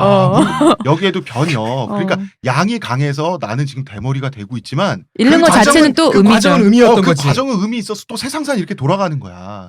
참네. 자, 한 번 더 하면 울 것 같으니까 그만하죠. 자, 태극기 설명 마저 하시죠. 네. 자, 곤 위쪽에다가 이제 감을 넣었어요. 감은 가운데만 이어져 있죠. 네. 저는 계속해서 강과 지하수도 괜찮은데 괜찮죠? 기억하기 딱 좋은 것 같아요. 부드러움으로 강인함을 감싸고 있다는 걸 좀 더 지지할래요. 음. 왜냐면 그게 더 멋있어 보이니까요. 외우기는 이게 쉽잖아요. 자, 그러면 이제 남은 한 구석 네, 그 네. 왼쪽 아래 왼쪽 왼쪽 아래. 아랫구석. 거기에는 불이 들어가야 되겠죠. 음. 물의 반대니까요. 그러면 물의 반대잖아요. 정확하게 반대로 그려주면 돼요. 가운데만 네. 끊어지고 위아래가 양인. 그러면 이것도 불의 성질이긴 하죠. 굉장히 강해요. 불은 밝고 뜨겁고 막 옮겨붙고 적극적이에요. 그래서 양인 것 같아 보이는데 실제로 끌려고 하면 쉽게 끌 수도 있잖아요. 그러니까 탈모인들은 머리가 보다 적극적으로 빠지잖아요. 건이 있으면 건이 하늘이잖아요. 네. 하늘 밑에 불은 태양이 있는 거잖아. 하늘 오. 아래 태양이 있으니까 불이 있어야죠. 네, 역시 훌륭하십니다. 네. 그러면 위치상으로 하늘 옆에 네, 물. 물이 있는 거네. 네. 네. 그러니까 이게 태극기의 사괴죠. 네 네. 가지 괴. 네.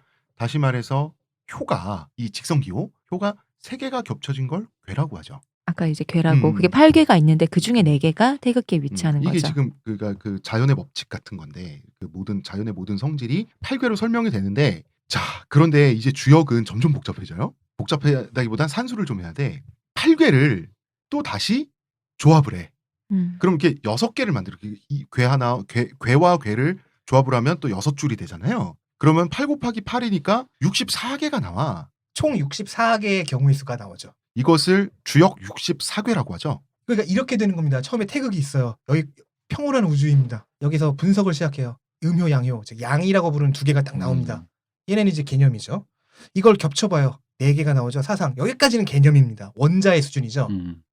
분자죠. 이제 분자가 되었죠. 거기에다 하나를 더 얹으니까 우리가 보는 8괴가 됐어요. 여기서부터 이제 사물을 상징해요. 근데 아주 커다랗고 이제 막연한 사물인 거지. 네. 물, 불 뭐 이런. 그런데 이거를 이 3개짜리를 8개를 2개를 겹쳐 놓으니까 그제서야 복잡한 개념, 복잡한 인간 사회를 표현하는 스토리가 만들어지는 거예요. 점점 이제 우리가 겪는 경험 같은 게 이제 여기 나온다는 얘기죠. 네.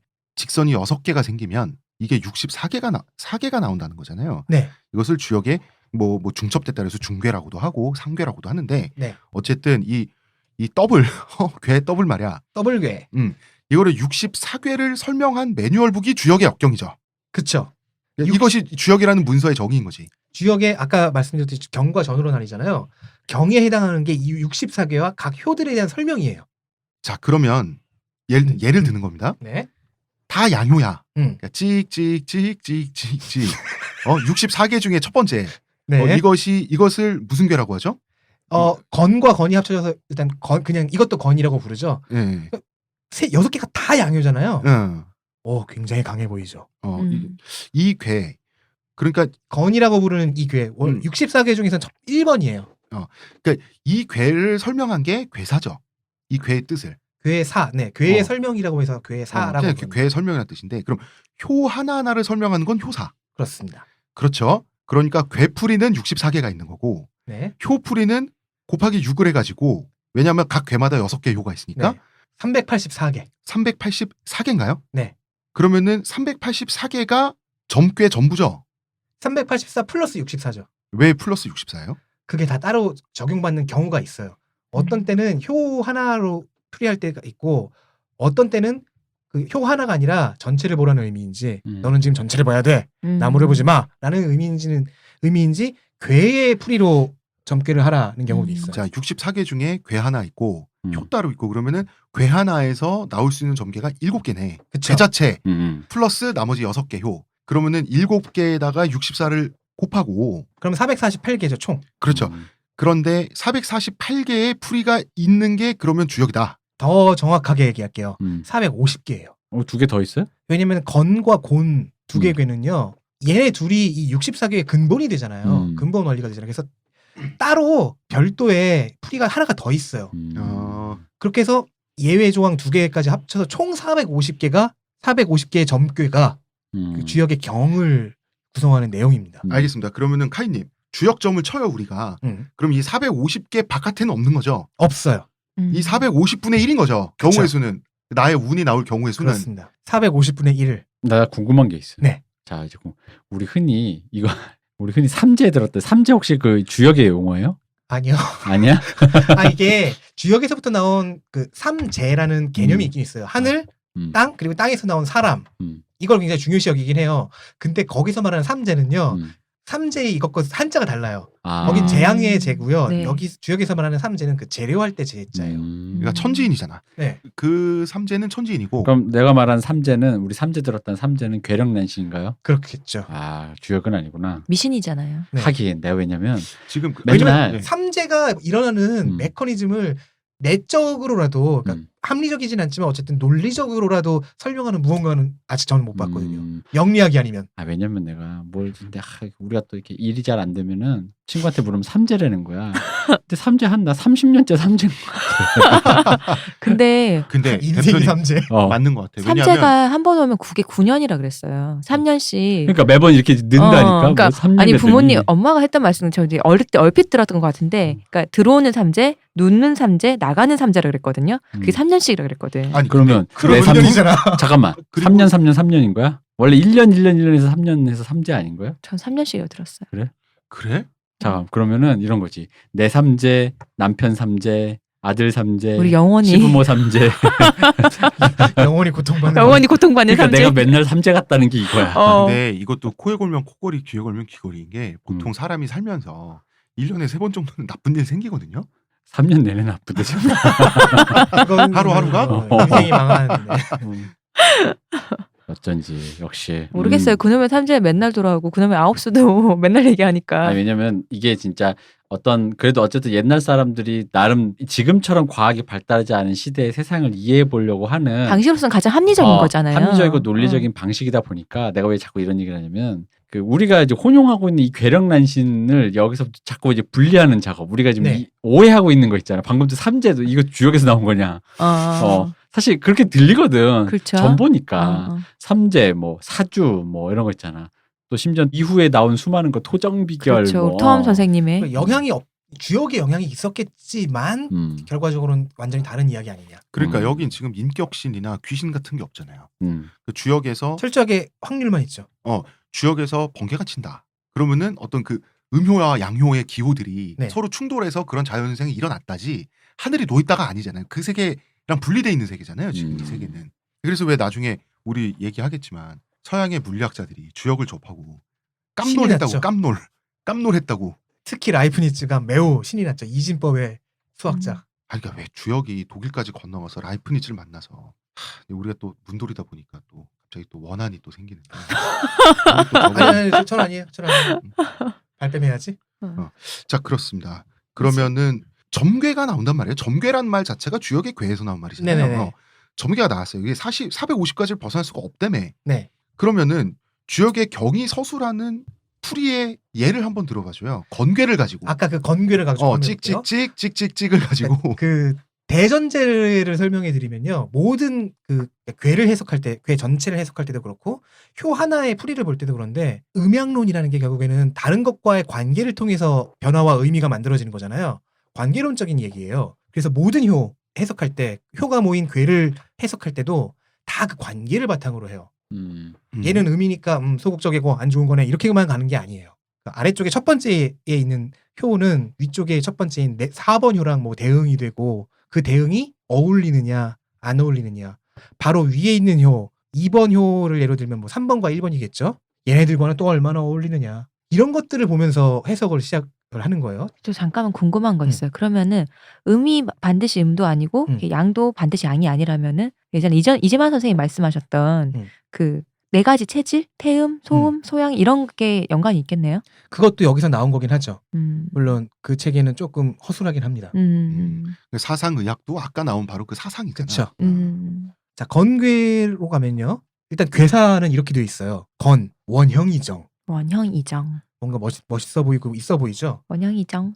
근데 이 의미는 이런 거예요. 좋다. 원형이정. 원형이정. 원형 이정. 이 사계절의 변화처럼 일이 천천히 막힘없이 절차에 따라 원만하게 진행된다. 6개의 구성 요소가 다 같으니까요. 다 큰 직선이잖아. 양요잖아. 자, 여기서 이제 한 가지 드러나는 게 아래가 보통은 이제 사회로 치면 최하층부, 말단, 시간 순으로 따지면 1의 처음이고요. 제일 위가 6번이 미래인가요? 최상층부 혹은 시간 순으로는 가장 미래. 그러면 카이님 우리는 보통 위에서부터 숫자를 매기는데 네. 여기서 주역의 아래에서부터. 세계에서는 가장 밑에 깔린 효를 첫 번째 효. 네. 그러니까 아래에서부터 하나씩 쌓아가는 거죠. 그래서 제일 아래가 만약에 뭐 말단 사원 그러니까 혹은 최하층 보면은 위가 재벌. 제일 밑에 있는 효가 1번 효. 네. 그다음에 제일 위에 있는 효가 6번 효. 네. 알겠습니다. 1, 2, 3, 4, 5, 6으로 가는데 밑에서부터 위로. 실제로 셀 때는 1번을 초라고 해요. 그래서 초효. 제일 위는 상효. 그래서 맨 위에 있으니까. 초, 2, 3, 4, 5, 상까지 해갖고 6개인데요. 그러니까 6개가 초효부터 상효까지 6개가 다 같잖아요. 그러면 일단 뭐 일 자체는 막힘없이 흘러갈 거 가겠죠. 네네. 스트레이트. 로얄 스트레이트. 그러면 이제 효 하나를 한번 예를 들어볼게요. 두 번째 효를 보면요. 두 번째 효라는 건 밑에서부터 두 번째죠. 그렇죠. 2효를 얘기하는 2번. 거죠. 여기서는 이제 양인이기 때문에 보통 9이라고 부르는데 이건 나중에 설명을 해드리고. 아니 뭐 명칭은 사실 그렇게 네. 중요하지 않습니다. 9이 혈룡제전 이견대인이라는 효사입니다. 뭐냐면 나타난 용이 밭에 있으니 대인을 보는 것이 이롭다. 좋은 효사예요. 이건 왜 그러느냐? 위아래에 자기랑 똑같은 애들만 있어. 조직 전체도 어느 정도 발전이 가속화되고 있어. 나 같은 것들만 있는 거죠. 그렇죠. 그런데 얘는 지금 하층부에 있는 애잖아요. 하층부의 네. 중심이에요. 네.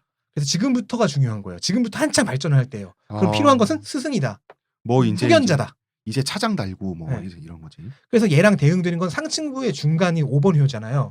얘랑 친해져라. 이 사람을 쌍으로 보는 거구나. 이 사람을 스승이나 후견자로 두는 것이 너에게 이롭다. 그 쌍으로 줄을 잘 보면은 만난다. 초효와 상효를 쌍이고 2효, 5효고 3효, 4효 이렇게 초효와 사효. 4효예요. 사효? 네. 4번. 아 그럼 얘도 밑에 3개, 아, 3개 밑에끼리. 끊어서 네네네. 아 3개 끊어서 다른 물로 못 녹게 하는구나. 왜 이렇게 더러운 걸 본 것 같은 표정을 짓고 있어요? 더러운 세상. 아니 그러면은 그 지금 혈룡제전 이견대인 나타난 용이 밭에 있으니 나타난 건 내 눈에 띈다는 얘기잖아. 네, 혹은 나 자신이 그 용일 수도 있는 거. 대인을 보는 것이 이롭다. 그럼 이제 그 직장 생활하다 답답해. 음. 답답한데 내가 지금 한 완전 밑에 말단 대리는 아니고 대충 한 그 과장 정도 지금 됐는데 그럼 딱 이거네. 근데 그 회사는 부장- 잘 돌아가고 있는 것 같아요. 회사는 잘 돌아가는데 그럼 나도 잘 돼야 되잖아. 네. 내가 줄을 잘 타는 거네. 지금 그러니까 지금 나의 역량을 키워주고 혹은 뭐 내 정치적인 뭔가 줄을 대줄 내 후견자 혹은 내 스승을 만나서 한창 잠재력과 능력을 개발시켜야 될 타이밍이라는 거죠. 그러면 이런 점괘가 지금이 성장할 때다. 이런 점괘가 나오는데 내가 부서 이동을 해. 그럼 잘 된 거네. 거기서 빨리 내 윗사람을 잡아야 되는 거죠. 아 윗사람을 잡아야 된다는 충고까지. 네. 바로 윗사람보다는 조금 약간 위에 있는 사람. 나를 충분히 음. 끌어줄 수 있는 사람. 그럼 바로 위에 부장 정도는 아니고 한 이게 그 초임 이사님 정도. 네. 된, 이제 중심에 들어간 이사님과 친해지면은 그 사람이 내 전문성도 키워줄 수 있을 것이고 정치적인 백도 돼줄 수 있을 것이고 그러면은 그게 지금 그 밑에서 두 번째 효의 그 풀이인 거죠. 풀이라는 거잖아요. 그럼 네. 맨 밑에 있는 풀이는 어떻게 돼요? 맨 밑에 있는 풀이는 지금 그 제가 효사를 안 적었는데 내용은 그래요. 넌 아직 때가 아니다. 초효일 경우에는 네.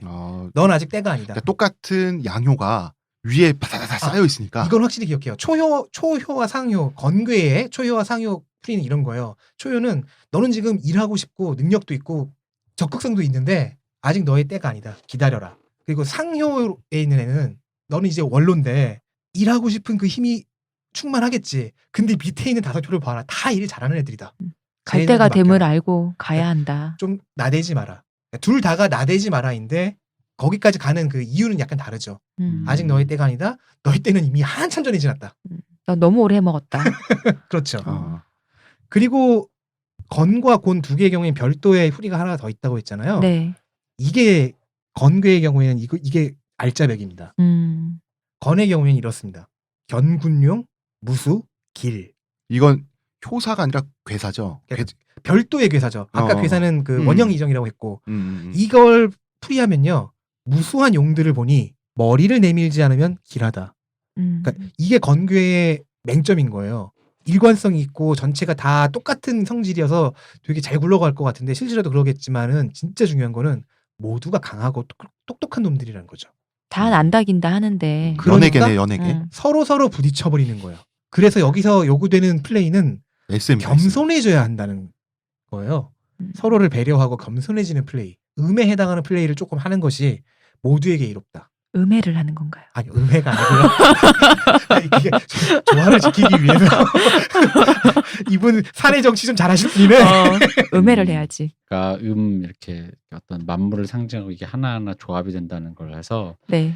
어떤 깊은 깨달음이 있었어요. 뭐예요? 역시 또 부정적인 단어에서 느꼈지. 뭔데요? 우리가 좀 기분 나쁜 애를 음습하다 그러잖아. 네. 음하고 습하해. 굉장히 이게 조화돼서 그런 뉘앙스를 띠는구나. 음. 근데 아까 불불 이런 속성이 있는 거잖아요. 그러니까 네. 음기에 습기까지. 이건 진짜 더블 트리플 음이잖아요. 그러니까 이게 조합이 집이 음음도 아니고 습하다. 음이 아, 만들어서 맞네. 조합해낸 습기를 또 거기다 더한 갑자기 거잖아. 그 왜 대표님 음산하다 그러잖아. 음산도 있고 갑자기 아재개가 떠올랐어요. 음험도 있단 말이야. 아무도 듣지 않겠지만 뭔데? 헨슨의 곡 음밥이 떠올랐어요. 죄송합니다. 네. 편집되겠죠? 매주 이런 게 아니야 이런 거 편집 안 해. 아, 편집 안 해? 안 돼요, 안 돼요. 안 해? 나 편집 안 하면 못 봤어? 우리 그런데요. 자, 그러니까 여기는 음한 곳이군요. 네. 64궤에 대한 괴사 네. 플러스 이제 건괴와 맨 처음 건괴와 맨 끝에 곤까지. 공개는 보너스 풀이가 하나씩 더 있어서 2개 플러스 네. 그다음에 이제 6개 효사 각각의 풀이 450개 이런 것들이 건 원형 이정 네, 이런 식으로 현룡 재정 있고. 이견 내 이런 식으로 그 모아진 게 경이죠. 경이죠. 네. 그리고 저는 이것을 각자 나름대로 저자들이 나름대로 나는 이렇게 해석해라고 나름 해설서 참고서를 쓴 게 전이라는 거죠. 네. 합치면 경전이고. 경의 원형 이정 써 있어요. 그러면 그러면 이 원형 이정이 무슨 의미냐? 그리고 이게 다른 것들과는 또 어떤 관계에서 나온 이야기냐라는 걸 해설한 책들이 전인 거죠. 뭐 전들이 여기 보니까 이렇게 쭉 많은데 네. 이걸 하나하나 설명해 주면 헷갈리고 어쨌든 전은 참고서다. 네. 이런 것들이 지금 중요한 전이 뭐 한 10편 정도 있다. 네. 그러니까 7가지 10편이에요. 7종 10편이 있다. 네. 그래서 10편이라서 10개의 날개라고도 부르는데 보통 이거를 공자가 지었다고 얘기가 돼요. 에이 정리했겠지 원래 있던 거. 근데 사실 전국시대 중기부터 한나라 초기까지 해갖고 형성된 문헌이라고 합니다. 최근의 연구로는요. 그러니까 공자님 이후 시대. 네. 공자님은 아니고 그런데 이제 그 아마 뭐 공자도 한쪽을 담당했겠지. 궁금한 게 아까 그 풀이했었잖아요. 네. 건건일 때 2번째 효를 가지고 풀이한다고 했잖아요. 그 네. 경우를 그러니까 거죠. 그런 식으로 그러니까 2번째 효인지 뭐 아니면 초효인지를 뽑는 건 어떻게 하는 그게 거예요? 또 법칙이 있어요. 어. 점을 칠 때 무엇이 얼마나 나왔고 뭐 이런 것들을 가지고 다 경우 해설을 나눠줬어요. 그거는 뭐 이따 3부에 직접 카이님이 쳐 보시겠다고 하니까 점을 쳐 주신다고 하니까 쌀 뿌리나요 여기? 엽전 뿌리는 거 아니야? 역전은 뿌릴지도 몰라요. 자, 우리 2부를 마무리하기 전에 자 이제 네. 주역이 뭔지는 알았습니다. 네. 그런데 재밌는 거는 주역이 서양 근대 철학에 폭탄이 한번 떨어지죠. 이게 그 부배라고 하는 선교사 맞나요?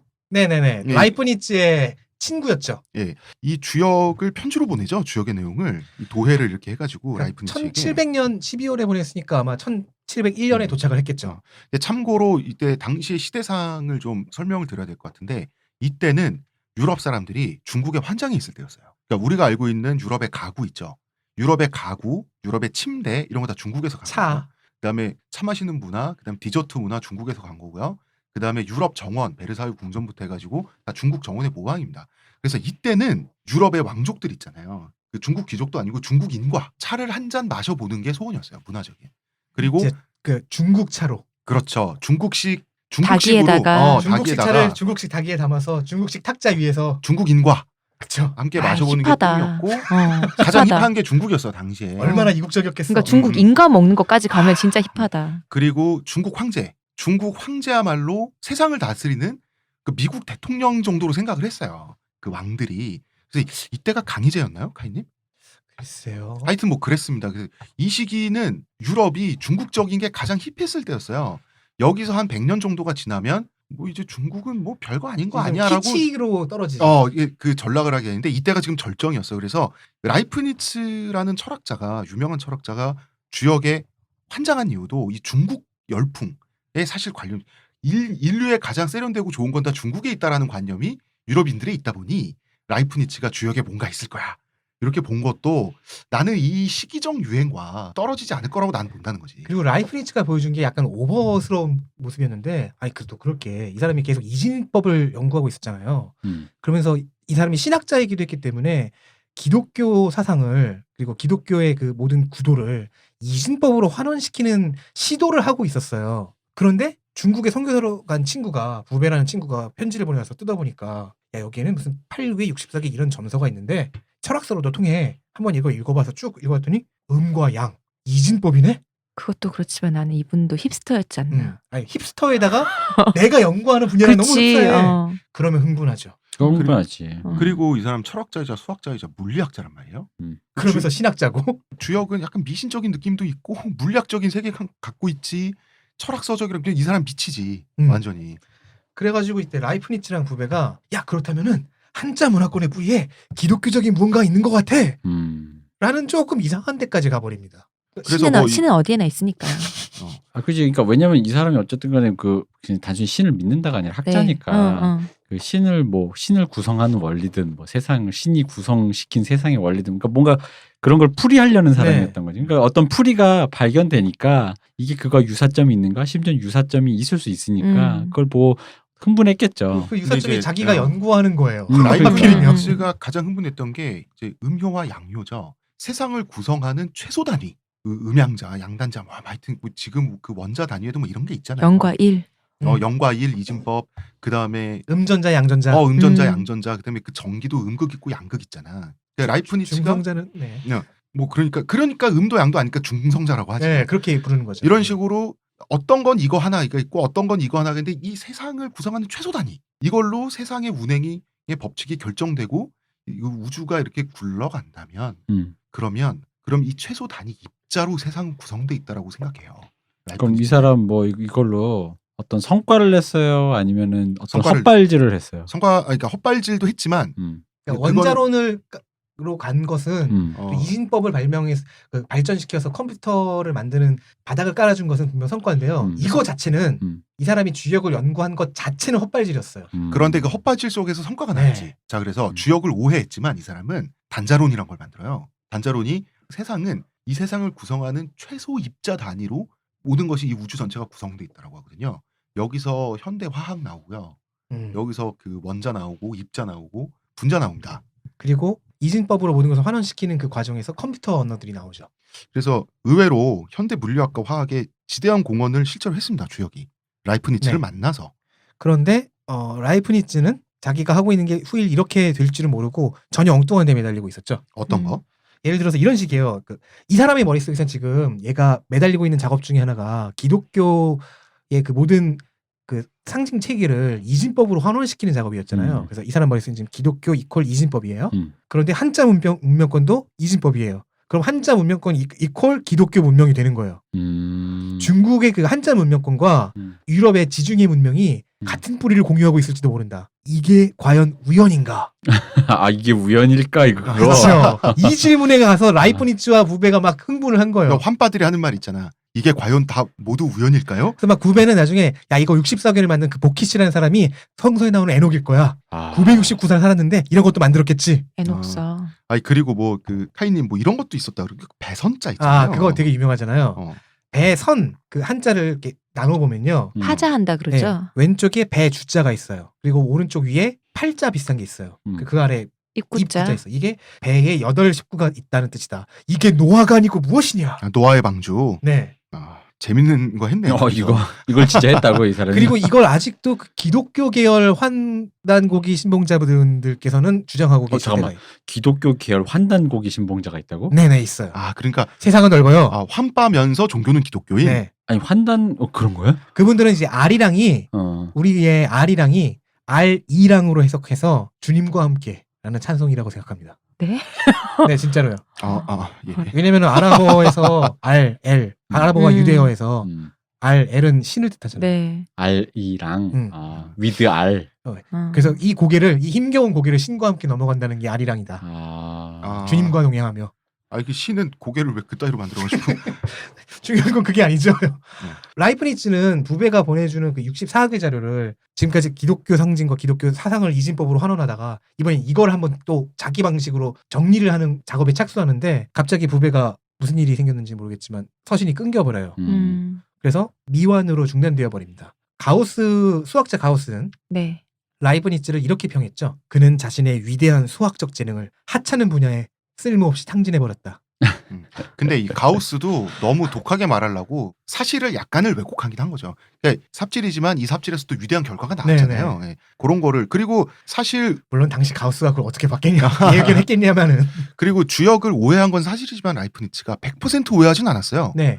주역이 갖고 있는 세계관과 어떤 그 세계 구성단이 있잖아요. 여기에는 라이프니츠가 동의를 해서 자기 철학과 물리학을 해가지고 그 지금 단자론으로 이어지고 그게 지금 현대 물리학 그다음에 그 화학과 다 이어지고 양자역학 그렇지. 그러니까 그런 게 또 있습니다. 네. 이게 참 여기에는 이런 것도 있을 거예요. 제가 알기로는 당시에 오랫동안 그러니까 고대에는 그런 게 없었는데 중세에는 서구 세계가 유럽 세계가 아랍 세계에 열등감을 많이 느꼈다고. 열등감을 많이 느껴서 이 사람들의 환상이 뭐냐면 왜냐하면 당시에는 중동이 세계 표준이었으니까. 네. 네. 이 사람들의 환상이 뭐냐면 중동의 더 동쪽에 얘네들이 가로막고 있지만 얘네보다 더 잘나가지고 이 야만인들이라고 혼내주는 큰형님들이 있을지도 몰라 이런 생각을 하게 돼요. 그리고 그 사람은 기독교 될지도 몰라. 그렇죠. 사제왕 요한의 전설이죠.